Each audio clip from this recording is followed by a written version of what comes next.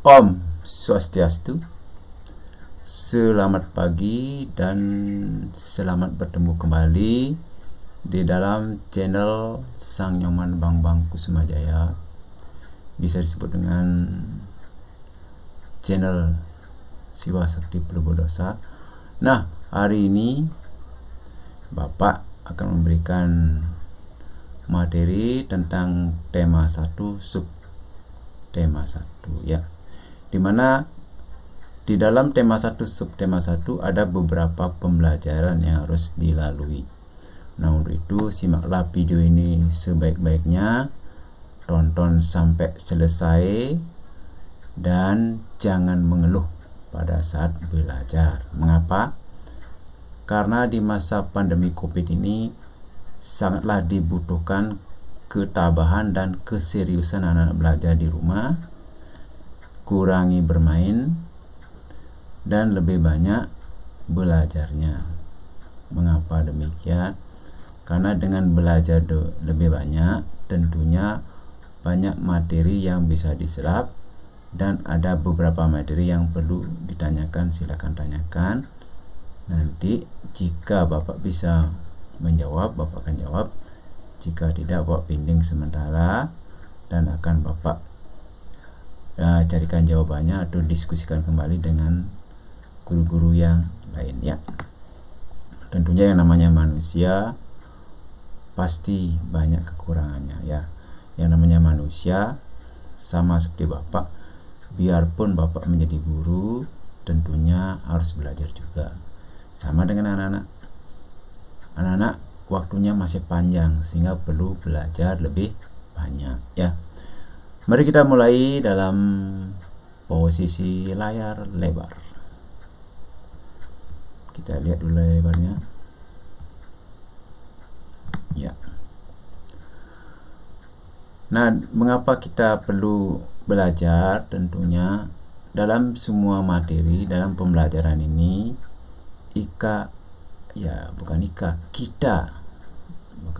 kita banyak atau perlu beberapa materi untuk menghadapi di dalam kehidupan ini ya.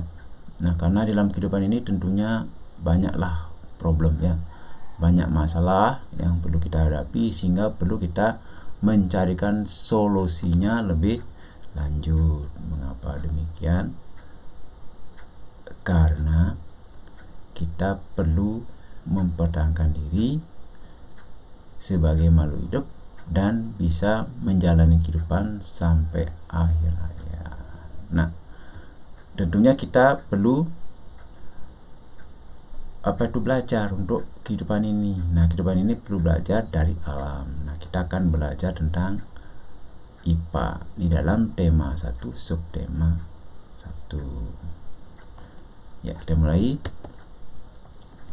Di dalam subtema 1, nah, kita akan mempelajari tumbuhan sahabatku. Nah, apakah kalian suka berkebun? Nah, kalau memang suka berkebun merupakan kebiasaan yang bagus. Kalian dapat menanam berbagai jenis tumbuhan. Jika kalian pelihara, kalian akan dapat menikmati hasilnya. Kalian dapat menikmati sayuran dan buah-buahan yang dihasilkan tumbuhan tersebut. Dengan demikian dapat dikatakan tumbuhan adalah sahabatku. Nah, karena seorang sahabat pasti akan memberikan kita bantuan. Nah, seperti tumbuh-tumbuhan ini ya. Kita menanam, kita menyiram, kita memupuk, tentunya tanaman itu akan memberikan hasil ya, yang bisa kita nikmati seperti buah, kemudian sayur-sayuran ya. Tapi kita harus juga membantu dia dengan menyiram, memupuk dan memelihara ya. Jangan sampai dirusak. Nah, sekarang banyak manusia yang merusak alam karena tidak berterima kasih pada alam. Dia menebang pohon seenak perutnya sehingga tidak menanam kembali, sehingga terjadilah banjir. Itulah hukuman orang yang tidak bisa membalas budi ya. Bagaimana? Apakah kalian suka menanam bunga? Ya, pasti suka. Terutama yang putri-putri pasti suka menanam bunga, karena bunga memberikan kita suatu kenyamanan kita memandang alam ya, yang hijau berwarna seperti kebun bunga Nah, di dalam pembelajaran satu ini ya, dari tema satu tentang selamatkan makhluk hidup di sekitar kita, selamatkan makhluk hidup di sekitar dengan subtema 1 dan pembelajaran pertama ya. Nah, di sini kita perlu mengamati ya. Nah, kita perlu mengamati proses hidupnya suatu tanaman ya. Seperti sini ya, ada gambar. Nah, di sini ya. Ini namanya biji ya, biji padi. Kemudian disemai atau dibibitkan menjadi bibit padi ya. Ini biji padi. Kemudian disemai, dibibitkan menjadi bibit padi. Kemudian dia akan tumbuh menjadi tumbuhan padi dewasa ya. Nah, kemudian padi ini ditanam kembali sampai menunggu padi ini berbunga. Nah, setelah berbunga, biji padi sudah tua. Nah, ini perlu dipanen. Nah, inilah daur hidup padi ya. Sedangkan gimana daur hidup mangga? Nah, anak sering makan mangga nih ya. Jadi pohon mangga ya. Pohon mangga ini apa itu? Kita mulai dari sini ya, pohon mangga. Kemudian ini ada bunga mangga ya. Bunga mangga. Nah, setelah mangga ini berbunga akan ini bunga yang baru tumbuh ya. Ini bunga yang sudah dewasa. Nah, setelah bunganya gugur, nah bakal bijinya akan tumbuh sehingga menjadi mangga. Nah, mangga. Kemudian mangga ini setelah kita makan, kita kupas, kan ada batunya. Nah, batunya ditanam kembali atau bijinya. Kemudian akan tumbuh akar ya mangga ini. Kemudian berkecambah dan bercabang sehingga menjadilah pohon kembali. Nah, ini ya, ini daur hidup mangga. Nah, ini perlu kita amati ya dalam kehidupan sehari-hari. Nah, di sini Bapak tidak akan berikan tugas karena sudah tugas Anda mendahului ya. Ini hanya penjelasan saja ya. Nah, ini perlu diingat ya. Daur hidup mangga, daur hidup padi ya. Berdasarkan gambar di atas, nah inilah sebenarnya ini tugas Bapak berikan ya. Namun karena tugas sudah mendahului, ini kita lewati ya. Nah, kita akan belajar membaca perkembangan tanaman jagung, perkembangbiakan tanaman jagung. Nah, jagung merupakan jenis tanaman yang banyak ditanam hampir di seluruh Indonesia, antara lain di Nangor Aceh, Darussalam, Bali, Bengkulu, DKI Jakarta, Jambi, Jawa Barat, Jawa Tengah, Jawa Timur, Barat, Lampung, Nusa Tenggara, Barat, Papua, Riau, Sulawesi Tengah, dan Sumatera Utara. Nah, inilah pertumbuhan tanaman jagung. Nah, ini proses juga, proses daur hidup jagung. Yang tadi daur hidup padi sama mangga. Nah, ini daur hidup jagung. Dari biji, kemudian bijinya itu tumbuh akar, kemudian tumbuh tunas, kemudian tumbuh cabang dan berbuah. Nah, inilah prosesnya ya. Nah, inilah tanaman jagung yang sudah berbuah, yang dipoto secara dekat dari buahnya ya.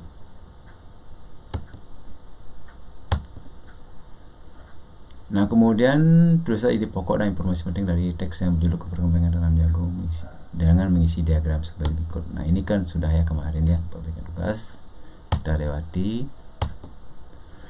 Nah, perkembangbiakan secara generatif. Apa namanya perkembangbiakan secara generatif? Perkembangbiakan secara kawin.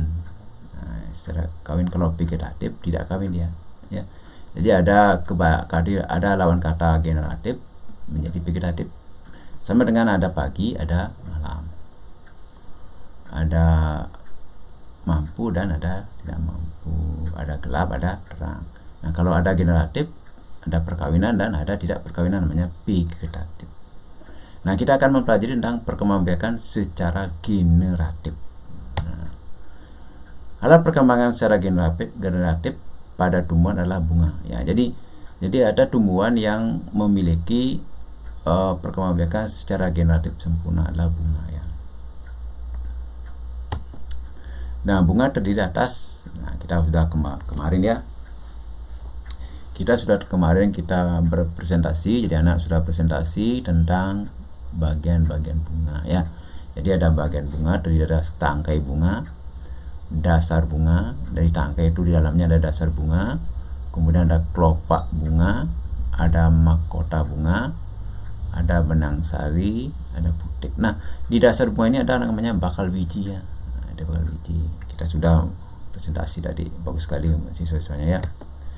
Nah, benang sari merupakan alat kelamin jantan, sedangkan putik merupakan alat kelamin betina. Nah, ini perlu dihafalkan nih. Kalau benang sari alat kelamin jantan, kalau putik alat kelamin betina. Di dalam benang sari terdapat serbuk sari. Nah, di dalam benang sari terdapat serbuk sari. Nah, serbuk sari merupakan sel kelamin jantan. Ya. Dan tidak semua tumbuhan memiliki benang sari dan putik dalam satu bunga.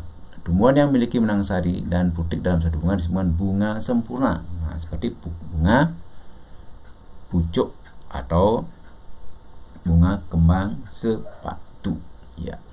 Nah, kemarin sudah anak-anak banyak yang presentasi langsung dengan bunganya, itu bagus sekali. Ini menunjukkan keseriusan anak-anak belajar berpresentasi ya.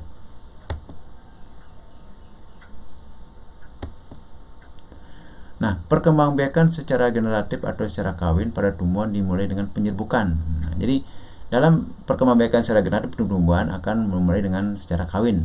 Nah, pada tumbuhan dimulai dengan penyerbukan. Nah, perkembangbiakan secara generatif pada tumbuhan adalah kawin dengan penyerbukan. Nah, penyerbukan ini ada berbagai macam-macam penyerbukan ini ya. Ada berbagai macam-macam penyerbukan. Nah, ada penyerbukan kleistogami. Kleistogami itu penyerbukan oleh tumbuhan itu sendiri tanpa perantara. Nah, ini ada penyerbukan langsung dengan dirinya sendiri. Namanya kleistogami, penyerbukan oleh tumbuhan itu sendiri tanpa perantara. Kemudian ada anemogami, itu penyerbukan dengan bantuan angin. Anemo itu angin. Anemogami, penyerbukan dengan bantuan angin. Kalau kleistogami, penyerbukan sendiri tanpa perantara. Kemudian ada zoidiogami. Zoidiogami itu penyerbukan dengan hewan. Zoidiogami ya. Nah, ini contohnya ya, penyerbukan sehari seperti lebah ya. Seperti lebah, dia menyerap itu mencari madunya. Kemudian karena dia madunya terletak di dasar bunga, otomatis badannya si serangga, si lebah ini bertaburan benang-benang sari. Nah, sehingga otomatis pada saat dia masuk ke dasar bunga, dia akan menyeruduk dia benang-benang sarinya, sehingga benang sarinya otomatis ada yang jatuh ke kepala putik, sehingga otomatis terjadilah penyerbukan. Nah, ada penyerbukan dari air, namanya hidrogami. Itu penyerbukan dengan bantuan air hujan ya. Kemudian ada penyerbukan antropogami, yaitu penyerbukan dengan sengaja dilakukan oleh manusia, terjadi pada bunga vanili dan beberapa jenis anggrek. Nah, ini antropogami itu penyerbukan dibantu oleh manusia ya, oleh manusia. Nah, di sini fungsi dari tiap-tiap bunga. Nah, jadi kita kemarin sudah presentasi menyebutkan bagian-bagian bunga. Nah, ini sekarang ada fungsinya nih. Ini perlu kita pelajari ya. Tahukah kalian bagaimana proses perkembangbiakan dan apakah manfaat dari perkembangbiakan, dan perhatikan gambar bagian-bagian sempurna di samping. Kumpulkan informasi dari berbagai sumber tentang fungsi dari tiap bagian bunga dan perkembangbiakan. Nah, ini sini kemarin kita sudah presentasi ya. Di sini ada bakal biji di dalam dasar bunga ya. Ada bakal biji, ini tangkai bunga, ini kelopaknya, ini mahkota, ini tangkai putik. Di sini ada benang sari kecil-kecil ya. Ini kepala putik sini, ini kepala benang sari ya. Nah, ini ya. Nah, inilah bagian bunga yang sempurna. Nah, sekarang berdasarkan asal serbuk sari, penyerbukan dibedakan menjadi 4 jenis. Nah, tadi penyerbukan yang dibantu oleh beberapa alat ya. Ada yang dibantu oleh lebah, ada angin, ada air, ada manusia. Nah, penyerbukan dapat dibedakan 4 jenis. Nah, dari kita melihat penyerbukan itu ada 4 jenis. Kemudian ada penyerbukan sendiri. Nah, artinya serbuk sari kepala putik berasal dari bunga yang sama. Nah, ini kalau namanya penyerbukan sendiri itu kepala putik sama benang sari dalam satu bunga dia. Sedangkan kalau penyerbukan silang artinya serbuk sari berasal dari tumbuhan lain yang sejenis. Nah, ini ada penyerbukan silang. dalam satu jenis tumbuhan ya. Kemudian ada penyebutan tetangga, artinya serbuk sari berasal dari bunga lain tetapi masih sepohon ya. Satu pohonnya artinya sama dia, tetangga ya. Kemudian ada penyebutan bastar. Nah, ini serbuk sari dari tumbuhan lain yang berbeda jenis. Nah, ini ada namanya penyebutan bastar di silang dia. Kalau tetangga sejenis dia, satu pohon. Kalau ini beda pohonnya ya. Nah, itulah. Kemudian kita akan belajar tentang ASEAN. Nah, apakah persamaan dan perbedaan karakteristik negara ASEAN terkait dengan kondisi sosial budaya? Nah, kita mengenal ada 10 negara ASEAN, yaitu Persatuan Negara-negara Se-Asia Tenggara. Jadi Persatuan Negara Se-Asia Tenggara itu namanya ASEAN. Kalau di bahasa Inggris kan Association Short as Asian Nation ya. Itu contohnya ya. Nah, negara ASEAN ada 10 ya. Nah, yang termasuk negara ASEAN itu kita sendiri Indonesia. Kemudian di atasnya Pulau Kalimantan namanya Brunei Darussalam. Di atasnya lagi ada Filipina. Kemudian ke samping ada Vietnam, ada Laos, ada Myanmar, kemudian ada Thailand, ada Kamboja, ada Malaysia, ada Singapura. Nah, dari warna-warna ini kita bisa membedakan. Kalau ungu, nah ini kita belajar warna juga. Dari ungu ini Indonesia, kemudian ada biru tua, ada Darussalam, kemudian ada pink kalau tidak salah ini ya. Kalau pink, warna dadu ya, pink ya Filipina, kemudian ada warna apa namanya ya, ungu kemerah-merahan itu Vietnam, bukan, yang Vietnam ini biru tua ya, biru tua. Yang di sini biru, ini biru tua Vietnam. Kemudian yang ungu kemerah-merahan ini namanya Laos. Kemudian yang coklat Myanmar, yang kuning Thailand, yang biru muda namanya Kamboja. Kemudian yang biru kehijau-hijauan dikit Malaysia. Nah, ini Singapura. Nah, negara ASEAN yang terkecil namanya Singapura ya, Singapura. Nah, kita akan bahas satu persatu negara ASEAN ini ya. Nah, suku bangsa di kawasan Asia Tenggara itu ada beberapa suku. Ada suku Burma yang tinggal di Myanmar, suku Burma, San, Karen, Rakhine, lainnya termasuk suku Tionghoa dan Indo-Arya. Kemudian ada di Laos, ada suku bangsa Laos, Lao Tiong, Lao Siung. Di Vietnam, suku Vietnam, Tionghoa dan Thai. Kamboja, suku Khmer, Tionghoa, suku Vietnam dan lainnya. Thailand ada suku Thai, Tionghoa, Melayu, Khmer dan lainnya. Malaysia suku Melayu orang asli, Tionghoa, Tamil dan lainnya. Singapura, Tionghoa, Melayu, Indo-Arya dan lainnya. Brunei suku Melayu, Tionghoa, suku pribumi Brunei lainnya. Filipina juga ada suku Filipina, Tionghoa, Indo-Arya, bangsa Eropa dan Amerika, Arab dan lainnya. Indonesia suku Jawa, Aceh, suku Sunda, Madura dan lainnya. Nah, kita menginjak ke pembelajaran kedua. Yang tadi pembelajaran pertama ya. Pembelajaran kedua kita akan belajar matematika. Nah, di sini kita akan belajar membandingkan dan mengurutkan bilangan. Nah, di sini yang perlu kita tekankan dalam matematika itu kita harus mengenal mana satuan, mana puluhan, mana ratusan, mana ribuan, mana puluhan ribu, ratusan ribu sampai 1 juta ya. Nah, di sini ada angka 1 2 3 4 5 6 7. Nah, yang 7 ini namanya satuan. Kita belajar dari belakang. Satuan, puluhan, ratusan, ribuan, puluhan ribu, karena ini ada 0 ya.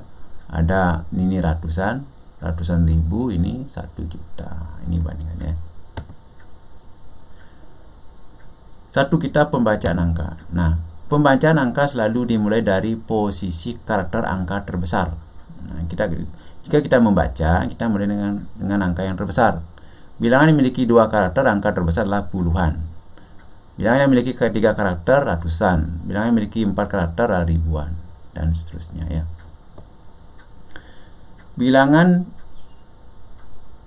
235.253 memiliki 6 karakter, sehingga angka terbesar adalah ratusan ribu, sehingga dibaca, nah ini 235.253. Nah ini kita perlu pelajari.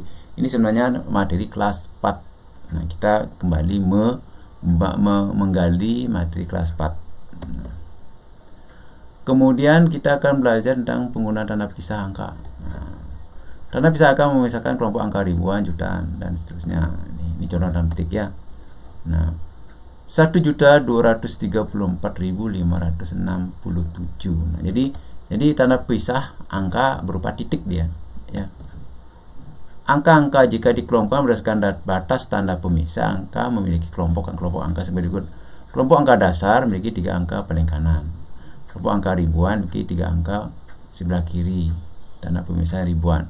Kelompok angka jutaan memiliki 3 angka di sebelah kiri, tanda pemisah jutaan. Nah, jadi ada tanda pemisah titik yang paling kelompok angka dasar, 3 angka paling kanan. Ya, sebentar Bapak lihat dulu yang berapa ini. 7 ya. Jadi itu ya. Ayo kita mencari tahu ya. Perilaku yang mencerminkan sila pertama Pancasila. Nah ini, jadi kita kembali mempelajari PPKN. Tadi kita sudah mempelajari yang perbandingan tadi ya. Nah ini tadi udah kan, kelompok angka dasar 3 angka paling kanan ya, titik. Kemudian kelompok angka ribuan sebelah kirinya ya, kirinya tanda pemisah ribuan. Kemudian jutaan di sebelah kirinya lagi ya. Jadi ini pemisah, ini titik ini ya, titik ini pemisah, ini pemisah ya. Kita lanjut. Nah kita akan belajar tentang PPKN. Perilaku yang mencerminkan sila pertama Pancasila adalah makna sila pertama Pancasila antara lain ya. Bangsa Indonesia merupakan bangsa yang bertuhan, karena siapa saja orang yang menyatakan anti Tuhan atau tidak bertuhan, maka hal ini bertentangan sila pertama. Kepercayaan dan ketaatan terhadap Tuhan Yang Maha Esa merupakan pondasi hidup warga negara. Ini sila pertama ya. Negara juga melindungi warganya untuk menjalankan ajaran agamanya masing-masing. Tidak boleh ada orang yang mengganggu kepercayaan seseorang dan mengganggu ibadah seseorang. Negara menjamin kemurnian ajaran agama diakui negara dari penodaan aliran sesat. Nah, negara menjamin kemurnian ajaran agama yang diakui negara dari penodaan aliran sesat. Itu ya. Nah, makna dari sila kedua antara lain sebagai berikut. Manusia diakui dan diperlakukan sesuai dengan harkat dan martabat sebagai makhluk Tuhan Yang Maha Esa. Sebab manusia itu sama sederajatnya. Jadi pada sila kedua kita mengakui bahwa manusia sama sederajat, sama hak dan kewajibannya, tanpa membedakan suku, keturunan, agama, kepercayaan, jenis kelamin, kedudukan sosial, warna kulit, dan sebagainya. Oleh karena itu, dikembangkanlah sikap saling mencintai sesama manusia dan sikap tenggang rasa terhadap orang lain. Nah, saling menghargai jadinya. Kemanusiaan yang adil dan beradab berarti menjunjung tinggi nilai kemanusiaan, melakukan kegiatan kemanusiaan, dan berani membela kebenaran dan keadilan. Manusia adalah sederajat. Oleh sebab itu, bangsa Indonesia merasakan dirinya sebagai bagian dari seluruh umat manusia. Kita harus menghormati dan bekerja sama dengan bangsa lain. Itu ya. Nah, contoh ini ada gambar seperti sini ya. Nah, jika temannya sakit, kita menengoknya ke rumah sakit. Jadi kita pada saat kita menengok, kita memberikan support, memberikan semangat agar dia cepat sembuh, agar dia rajin minum obat, dan agar dia bisa menjaga kesehatannya kembali ya. Nah, kemudian ada yang beribadah dia ke masjid ini ya. Seorang muslimah ya, dia pergi ke masjid untuk sembahyang. Nah, ini ada seorang laki-laki yang bersembahyang ke gereja dia. Ya, ini gereja Protestan, ini gereja Katolik ya. Nah, ini kita orang Bali sembahyang ke pura. Kemudian ada yang agama Buddha bersembahyang ke wihara. Nah, ini ada ajaran apa tuh Konghucu ya. Ini tempat pesan Konghucu ya. Sikap atau perilaku apakah yang terdapat pada gambar di atas? Nah, sikap perilaku ya artinya yang tadi Pak udah bilang bahwa ini jika teman kita sakit, kita perlu menengoknya. Ini menjunjung nilai-nilai kemanusiaan. ini kita percaya adanya Tuhan dengan cara kita sembahyang, memohon kepada beliau agar kita apa yang kita lakukan bisa terselesaikan. Nilai-nilai Pancasila dari sila keberapakah yang terkandung dalam sikap di atas? Nah, ini Anda bisa tunjukkan kalau ini sikap, nilai sikap dari sila kedua, ini sila pertama juga ya. Nah, di sini kita akan mengenal ada 10 patung bersejarah di Jakarta. Jadi ada 10 patung bersejarah di Jakarta ya.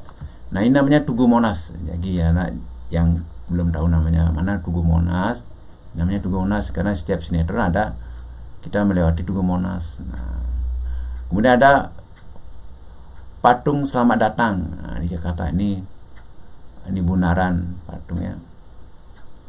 Kemudian ada patung Dirgantara ini. Nah, patung Dirgantara, ada patung Jenderal Sudirman. Kemudian ada patung Arjuna Wijaya ya.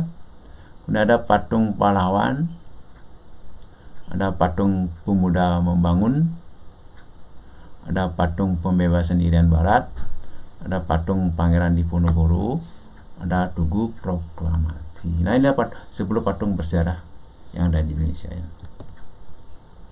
Kita menginjak pembelajaran ketiga. Jadi kita menginjak pembelajaran ketiga. Nah, di sini kita akan belajar tentang olahraga atau teknik berlari melalui permainan ambil benderanya ya. Nah, jadi ada gerakan pemanasan. Sebelum kita belajar olahraga kita melakukan gerakan pemanasan. Nah, pemanasan ini kita lakukan seperti kepala tegak, tangan anak-anak menggenggam, lengan di samping badan bentuk sudut 90 derajat, ujung kaki menghadap ke depan, telapak kaki jatuh di tumit, jangan mengangkat kaki terlalu tinggi, badan tegak tidak membungkuk, bahu santai tidak diangkat. Nah, ini ya. Jadi sikap tubuh saat berlari nih ya. Ini posisinya. Jadi kaki jangan diangkat tinggi-tinggi nih ya. Ini perlu kita pelajari posisi kaki. Nah, ini sebenarnya pelajaran di PJOK langsung, hanya Bapak singgung sekilas ya. Sikap tubuh saat berlari. Nah, ini sikap ya. Ini gerakan pendinginan setelah kita gerakan pemanasan, kita lari, kemudian kita pendinginan ya. Nah, ini pendinginan pelemesan namanya ya. Nah, yang tadi kita belajar tentang perkembangbiakan generatif, kita akan menginjak perkembangbiakan vegetatif. Nah, perkembangbiakan vegetatif ada perkembangbiakan vegetatif alami, ada perkembangbiakan vegetatif buatan. Nah, ada perkembangbiakan vegetatif alami. Nah, yang mana yang termasuk perkembangbiakan vegetatif alami? Nah, yang mana termasuk perkembangbiakan vegetatif alami? Nah, ini ada umbi ya, umbi. Nah, umbi.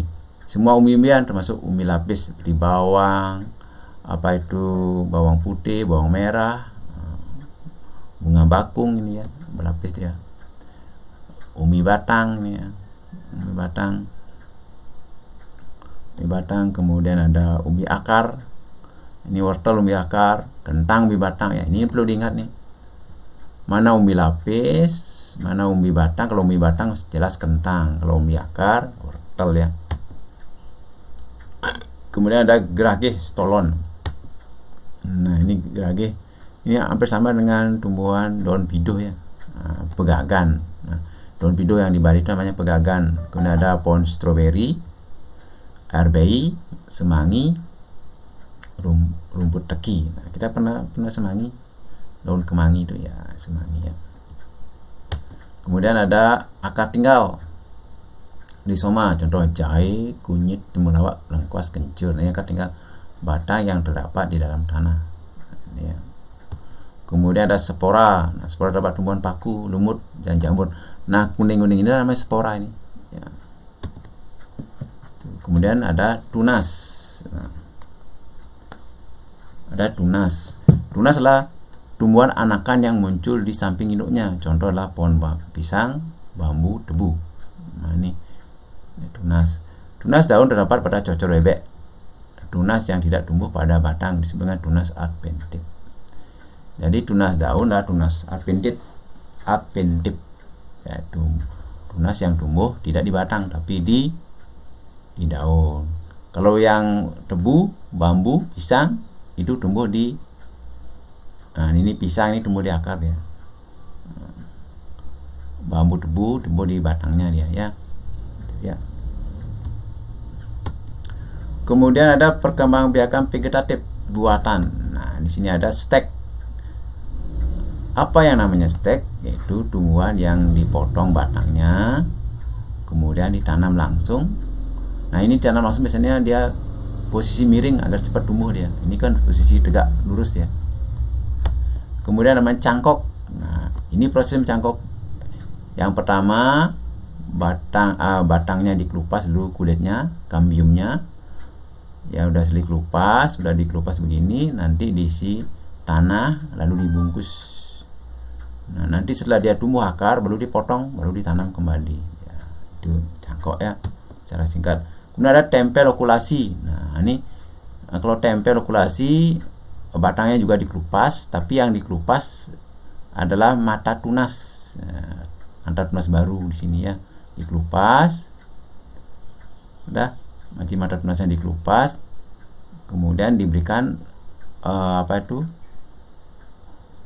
diberikan mata tunas baru yang berbeda dia. Ditempel di sini dia. Setelah ditempel baru dililiti atau diselimuti dengan tali sehingga dia akan menyatu kembali dalam batang yang terdahulu. Ini sifatnya penempelan antara seperti contoh ya, bunga Kamboja atau Jepun ya, ditempel dia dengan berbagai jenis warna sehingga muncul bunga warna baru dia ya, karena perpaduan dia. Kemudian ada sambungan enten. Nah, ini batang bawahnya dibelah tapi tidak dipotong full ya, tidak dia lepas, dibelah sedikit, artinya disayat sedikit di tengah-tengahnya, kemudian dimasukkan tumbuhan baru dengan meruncingkan ujungnya, dimasukkan ya. Setelah dimasukkan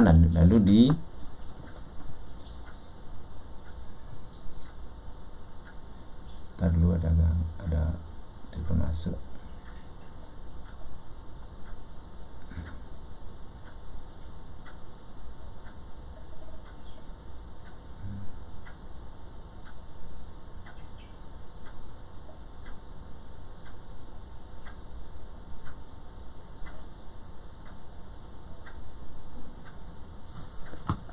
Nah, itu sambungan enten ya. Kemudian ada runduk. Nah, runduk ini tinggal merundukkan batang pohonnya, kemudian kita tutup dengan tanah sehingga akan tumbuh daun. Tumbuh akar ya. Nanti setelah dia tumbuh akar boleh dipotong. Namanya merunduk. Kemudian kultur jaringan. Nah, di sini ada kultur jaringan, perkembangbiakan tumbuhan dengan menanam jaringan tumbuhan di tempat media yang khusus. Nah, ini ada kultur jaringan ya.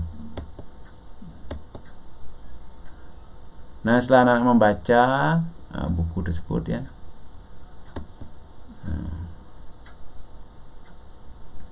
ini kita lewati ya. Ini kita lewati aja dulu, nanti Pak berikan khusus tugas ya. Jadi ditonton aja dulu. Nah, kita belajar ke pembelajaran keempat. Nah, bagaimana kita membuat kesimpulan yang baik? Nah, kita belajar membuat kesimpulan yang baik. Nah, tadi anak sudah membaca buku tentang perkembangbiakan jagung secara seksama. Nah, gimana kita membuat kesimpulan sekarang dari bacaan tadi? Ya, ini sudah dilakukan tadi. Tugasnya kemarin ya. Kita lewati. Ini pokoknya.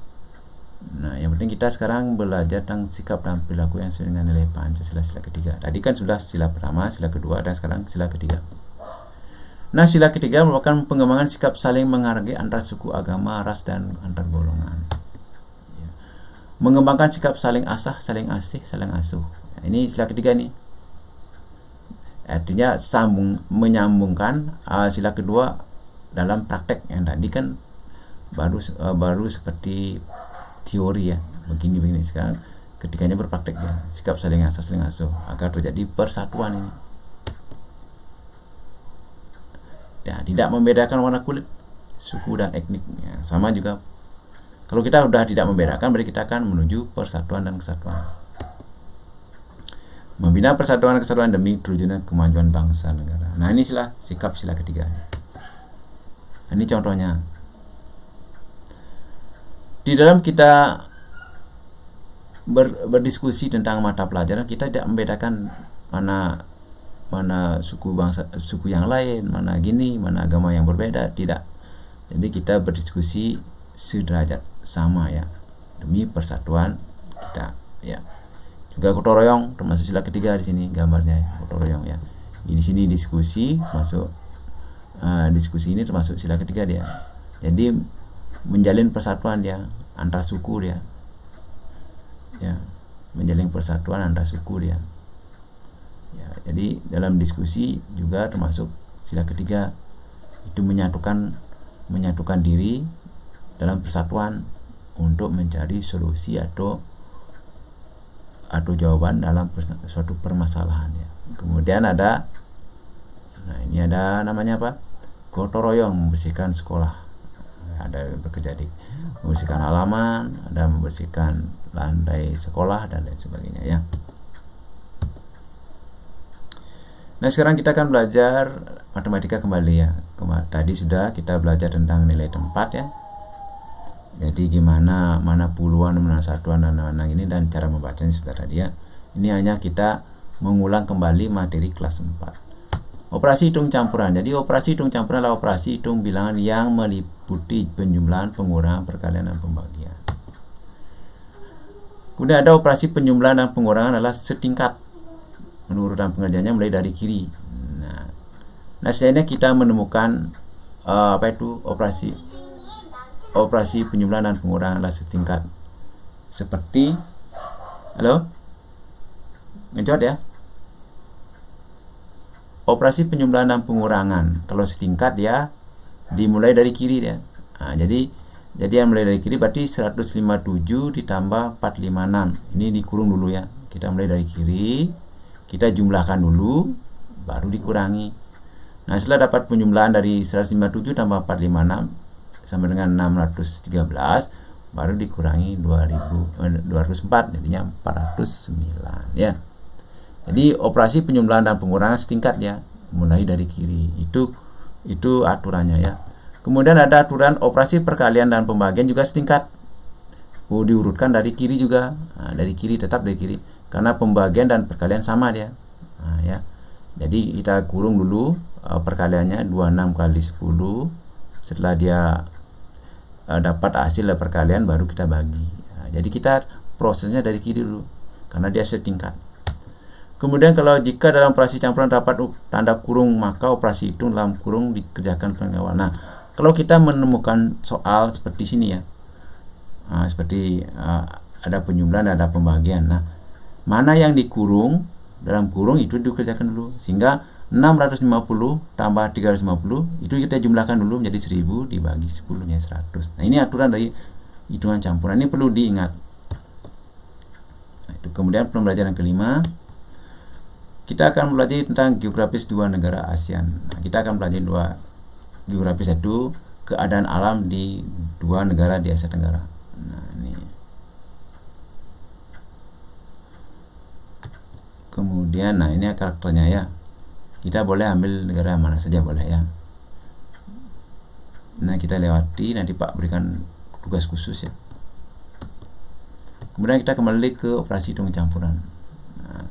Nah, jika kita menemukan soal hitung campuran seperti ini, operasi hitung campuran dapat digunakan untuk menyelesaikan masalah dalam kehidupan sehari. Misalnya Pak Wayan memiliki 3 kebun, hasil panen 3 kebun, berturut-turut adalah 12.725 kg, kemudian 7.875 kg, dan 10.750 kg. Berapa rata-rata hasil panen ketiga kebun tersebut? Nah, jadi berapa hasil panen kebun, berapa rata-rata hasil panen ketiga kebun tersebut. Nah, kita akan mencari rata-rata, sehingga kita akan menjumlahkan dulu ya. Dijumlahkan dulu, Jadi permasalahan tersebut terkait dengan operasi hitung campuran. Jadi kalimat matematika permasalahan di atas adalah seperti berikut. Jadi kita tambahkan dulu semua hasilnya, hasil panennya. Nah, setelah terkumpul dalam kurung, baru kita bagi 3. Bagaimana perhitungannya? Ya, setelah kita bagi, nanti 31.350 dibagi 3, sehingga dapat 10.450. Jadi rata-rata hasil kebun Pak Wayan adalah 10.450 kg. Nah, ini kita mengerjakan hitung campuran dalam kehidupan sehari-hari, ya. Nah, di sini kita akan belajar membuat patung dari tanah liat. Nah, nanti kita akan belajar membuat patung dari tanah liat, tapi tidak tanah liat, tapi dengan plasticine. Itu nanti kita akan berikan tugas khusus. Nah, kita mempelajari apa itu seni patung. Seni patung adalah penuangan ekspresi, ide, dan gagasan ke dalam karya seni rupa 3 dimensi. Pada zaman modern, patung banyak digunakan sebagai media ekspresi kegiatan spiritual. Perkembangan seni patung pada zaman modern meliputi aspek teknik, bahan, dan bentuk. Jadi kita memiliki perkembangan seni patung modern, ada teknik, bagaimana tekniknya, bahannya apa, dan dibentuk dengan apa. Ya. Jadi ada aspek patung pada zaman modern, ada teknik, bahan, dan bentuk. Jadi seni patung adalah penuangan ekspresi ide gagasan pokok ke dalam karya seni rupa 3 dimensi. Nah, seni patung ini merupakan 3 dimensi, ya. 3 dimensi kalau gambar, 1 dimensi. Kalau peta timbul baru 2 dimensi dia, ya. Jadi ada 3, ya. Ada 1 dimensi gambaran biasa, kemudian ada gambar, ada gambar yang timbul seperti peta timbul, itu namanya 2 dimensi. Kalau di patung 3 dimensi. Nah, ini patung Sang Buddha. Nah, ini patung Sang Buddha. Ada patung pemakaman di daerah Toraja. Ada patung Garuna Wisnu Kencana. Ini pasti Anda sudah tahu, ya, sudah pernah ke sana mungkin, ya. Nah, ini. Kemudian pembelajaran ke-6, memperhatikan teknik lari cepat melalui permainan ayo masuk. Nah, ini semua di materi olahraga, ya. Jadi ada permainan bola tangan mirip dengan sepak bola. 3 regu berusaha masuk bola ke gawang lawan, akan tapi cara pemilihan bola tidak dengan kaki tapi menggunakan tangan. Nah, ini ada juga sama seperti futsal, ya, tapi dengan tangan, ya. Nah, ini bisa juga.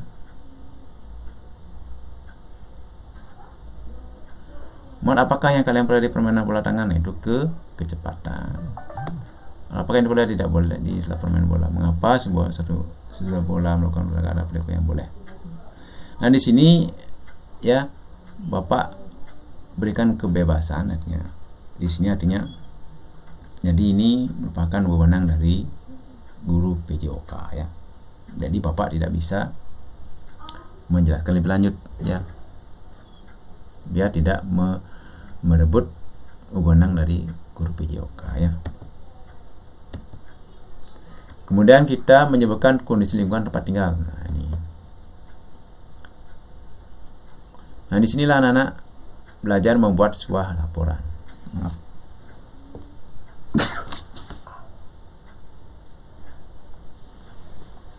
Jadi di sini karena kita belajar membuat suatu laporan tentang kondisi lingkungan tempat tinggal kita, ya. Nah, dalam sebuah laporan, ya, kita harus mengumpulkan beberapa informasi, ya, seperti dari majalah, internet, dan media lainnya.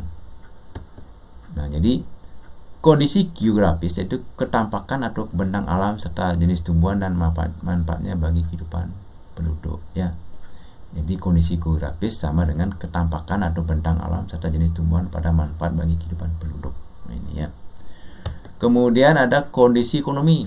Nah, kita akan belajar tentang beberapa kondisi. Ada kondisi geografis, ada kondisi ekonomi. Nah, kondisi geografis inilah ketampakan atau bentang alam serta jenis tumbuhan yang dan manfaatnya bagi kehidupan penduduk. Sedangkan kondisi ekonomi itu mata pencarian utama penduduk dan mata pencarian lainnya, ya. Kemudian bersama-sama dengan teman kalian diskusikan informasi yang kalian pernah lakukan pencatatan. Nah, ada tabel-tabelnya, ya.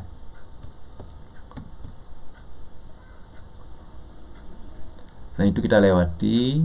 Nanti Pak berikan khusus, ya, tugasnya. Pak berikan biar tidak banyak tugas nanti. Yang penting anak-anak tonton video ini sampai selesai, sampai anak-anak bisa memetik beberapa materi-materi konsep-konsep yang ada di video ini ya. Jadi Bapak harapkan anak-anak menonton video ini bisa merangkum atau menulis materi-materi penting yang perlu anak-anak hafalkan sebagai bahan untuk ulangan UTS nanti ya. Membuat cerita dan rencana penerapan sila ketiga. Nah, sila ketiga mengandung makna usaha ke arah bersatu dalam kedaulatan rakyat untuk membina rasa nasionalisme dalam negara kesatuan Republik Indonesia.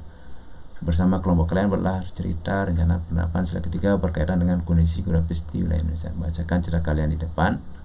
Setelah teman sekelas kalian memberikan masukan dan cerita yang telah kalian buat. Sempurnakan cerita kalian dengan mengakomodasikan peran dari teman sekelas kalian. Setelah kalian sempurna, kemudian cerita kalian ke berikut. Nah, ini merupakan tugas yang sangat berat ya. Nah, ini kita lewati. Bapak akan carikan tugas yang memang bisa dibuat dan sederhana, tidak beban bagi anak-anak ya.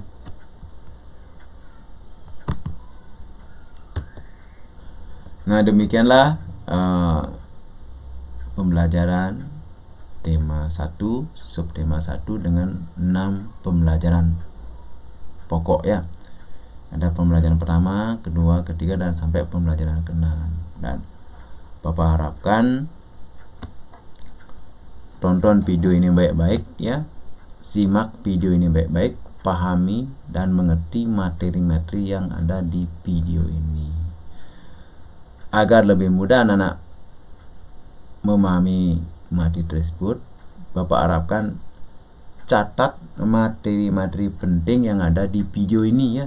Jadi ya, seperti contoh bagaimana daur hidup mangga, bagaimana daur hidup padi, apa itu perkembangbiakan generatif, apa saja yang termasuk perkembangan generatif, apa termasuk dengan perkembangan vegetatif, apa saja contoh-contoh perkembangbiakan vegetatif, apa aja contoh tumbuhannya. Nah, di sini Bapak harapkan ya, setelah anak menyimak video ini, agar anak-anak bisa menulis atau merangkum materi-materi yang ada di video ini sebagai bahan catatan. Nanti Pak periksa catatan anak-anak nanti ya. Nah, Bapak harapkan anak-anak sediakan lagi buku lagi satu. Nah, ini harap maklum orang tuanya. Nah, jadi Bapak mohon maklum pada orang tuanya, Bapak ibunya anak-anak, untuk menyediakan buku untuk catatan rangkuman video. Jadi Bapak akan memberikan video sebagai contoh Bapak mengajar di sekolah ya, seperti menjelaskan materi-materi, sehingga materi itu perlu dicatat yang penting-penting saja sebagai bahan untuk ulangan umum ya. Bapak harapkan video ini perlu disimak baik-baik, kemudian dirangkum yang penting-penting saja, yang lainnya jangan yang tidak penting jangan dicatat. Kalau yang penting silakan dicatat, karena beberapa materi ada beberapa yang penting, seperti contoh ada 4 jenis penyerbukan apa saja, kemudian penyerbukan dibantu oleh beberapa penyerbukan dibantu oleh air, apa namanya itu, ini semua dicatat yang penting-penting saja.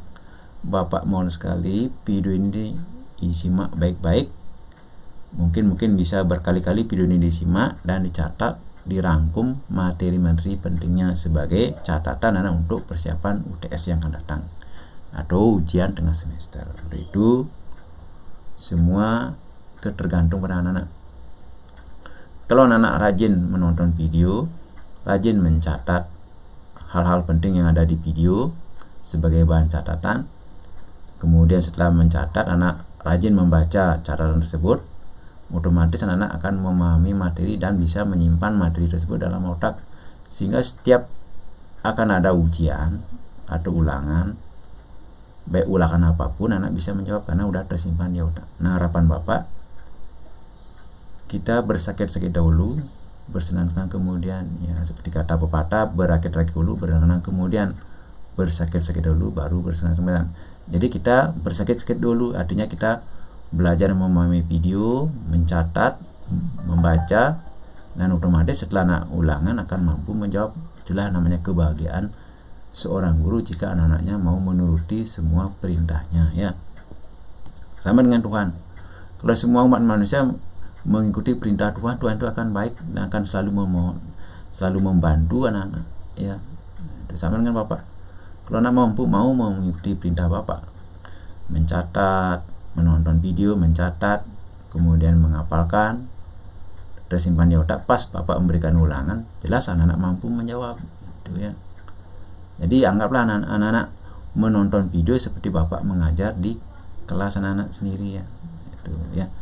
Semua harapan pasti baik, namun perlu ketabahan dan perlu kerja keras anak-anak dalam menyikapi semua problem atau realita kehidupan ini, ya. Jadi kenyataan hidup ini gimana, ya.